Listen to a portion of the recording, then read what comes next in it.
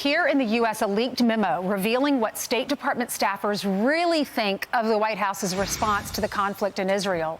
It reads, quote, when Israel supports settler violence and illegal land seizures or employs excessive use of force against Palestinians, we must communicate publicly that this goes against our American values so that Israel does not act with impunity. GOP Alabama Senator Katie Britt joins us now. Senator, thank you for coming in for us. Thank you so much for having me. I really appreciate it. What's your reaction to that? They're not standing with the president. Listen, it seems like they are following Barack Obama. And it's completely and totally unacceptable. This is what happens when you have weakness in the White House, when you have a weak commander-in-chief. We see what's happening overseas, we see what's happening at home, and here you have people in the State Department. We've seen the protesters on the street, but to see that we have them in the State Department is alarming and unacceptable. We have to stand firmly with Israel. Those people calling for a ceasefire need to realize there was a ceasefire. It was October 6th. And Hamas has chosen this path, and their path is brutality. It is completely and totally beyond comprehension what I saw when I was in Israel 2 weeks ago.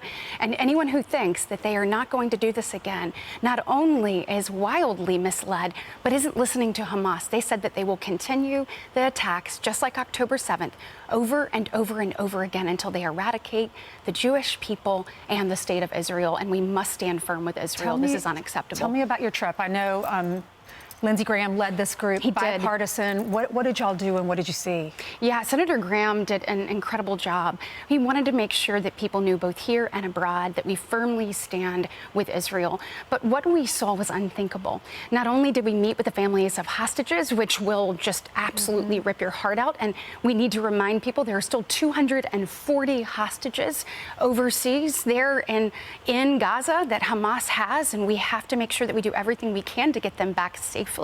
But also watching the footage. We met with Israeli Minister of Defense. We met with everybody over there, the Prime Minister and others.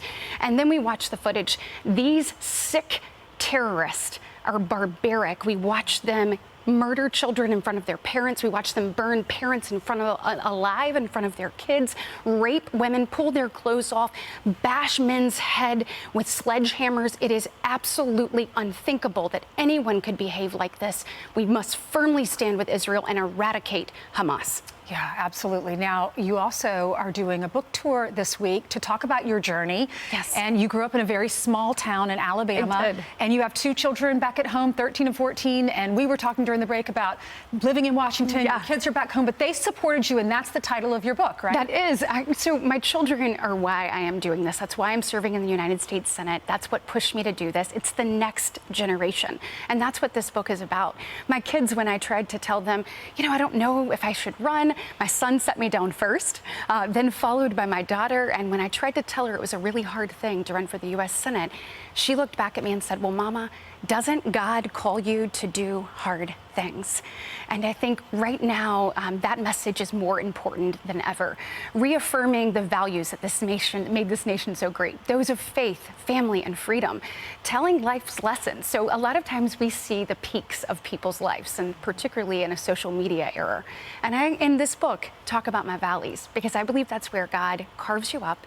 And if you are honest about how you got there, you're more prepared to walk forward and to serve His purpose for you. And each of us has a different purpose, but we're called to be in the arena. And it is my hope that this book inspires the young and the young at heart to have a new lease on life and to be engaged, because we need them.